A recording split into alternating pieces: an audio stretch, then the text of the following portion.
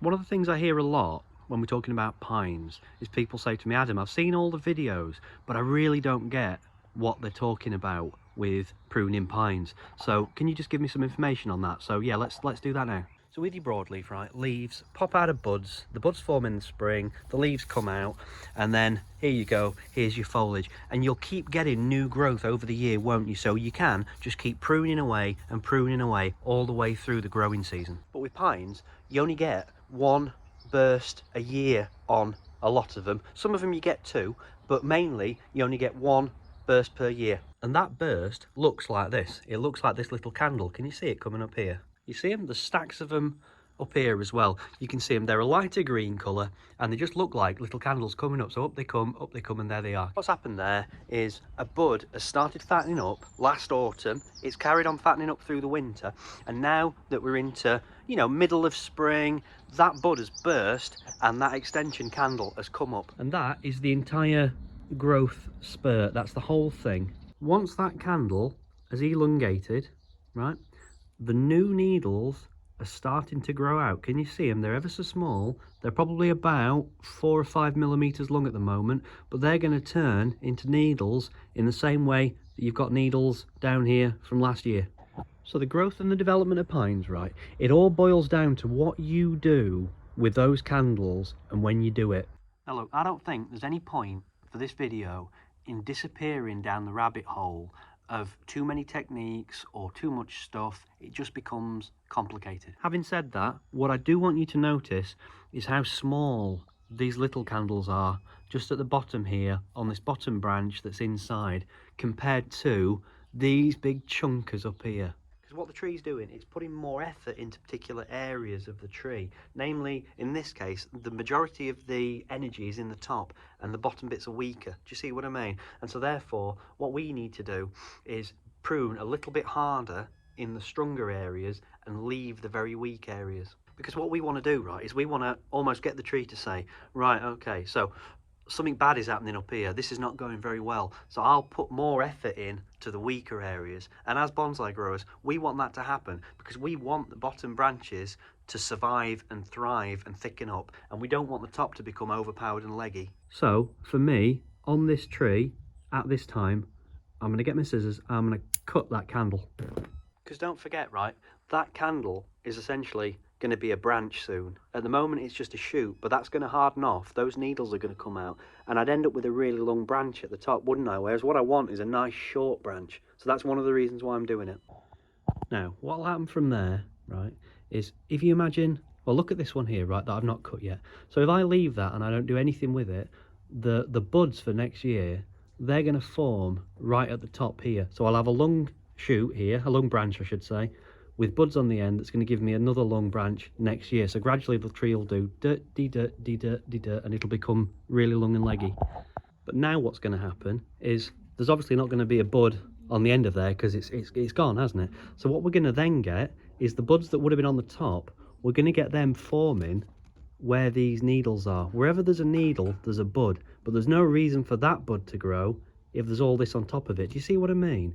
And the other thing it's going to do is it's going to encourage the tree to chuck out brand new buds on old wood that's inside. So where we've got bare branches at the moment, we're going to get little tiny buds forming in there, and then we'll get actual needles growing where there's no needles at all, you know, where there's bare bits on the tree.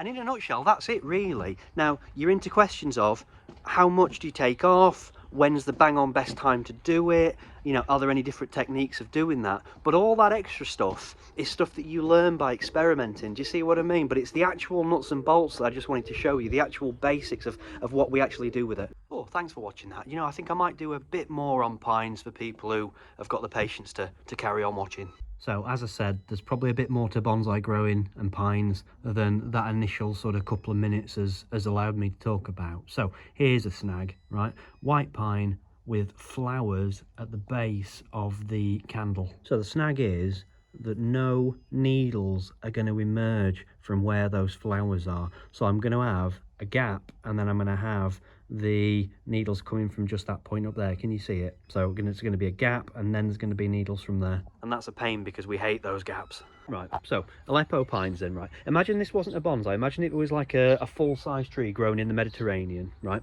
You see this long stuff here, right? These are the mature needles. So if it was a great big normal tree, the majority of the needles would be this size. That would cover the mass of the tree.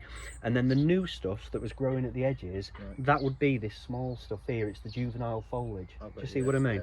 So what the tree does, it puts out the immature stuff to start with, and then where each of these needles are that are nice and short, a long mature needle is going to grow in its place. Do you see what I mean? And obviously that is going to throw out the whole sort of scale of the tree, because you're going to end up with quite a lot of this long stuff on there, when actually what we want is the juvenile stuff. But with regard to that one then, if there is that big coarse branch just there, but also there's that nice small branch below it, then yeah, just get rid of that top one, you know, just cut that right off. And then I think it'll open it up as well, because the problem with these things is they're very, very heavy and dense. So light doesn't get inside there, so the inside tends to die off quite easily. So when I'm doing my candle pinching that we were talking about, I can't assume that these are going to be needles, because they're really not. So actually I've got a really long shoot there with just a few needles on the end. So my decision needs to be either leave that as it is, bearing in mind there's going to be that big gap, or I can think about removing the whole shoot. And if I remove the whole shoot, I need to be sure that the pine is very, very strong, because I'm basically taking all of its year's growth off in one go, which is going to force it to back bud and force it to put out new adventitious buds in further along, you know, on the bare branches. But the tree has got to be strong and healthy and vigorous, or it just won't do it. So this is a bit weird, look. What you normally see is all the flowers at the bottom and then the needles at the top. But this shoots look weird, because you've got like some flowers and then some needles and then some flowers and then some needles, and that's very strange. I don't see that very often, I've got to be honest. Here we go, look, this is your back budding in action. So we've got adventitious buds coming out on old wood on this pine as a result of me completely removing the candles last year. So this was last year, probably about this time. Can you see? So the entire candle was removed about now, and because of that we got this, which probably wouldn't have happened, almost certainly wouldn't have happened unless I'd done that. But it's quite a scary thing to do. Another tree, another issue.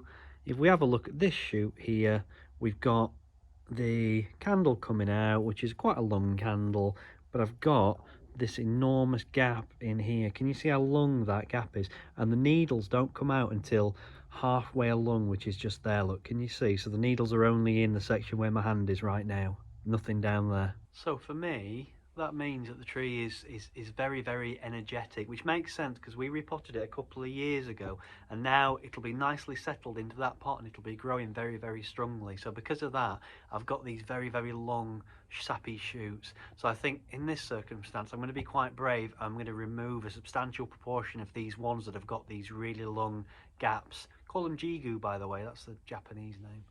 I've got Al helping me say hello. Hello. I've got Al helping me here. So Al, so do what we just said. So I think this one's a good candidate. So again, between your thumb and your finger in one hand, and then just twist that top off, and it's about halfway, and just twist it, give it a good twist, and it just comes off. There we go.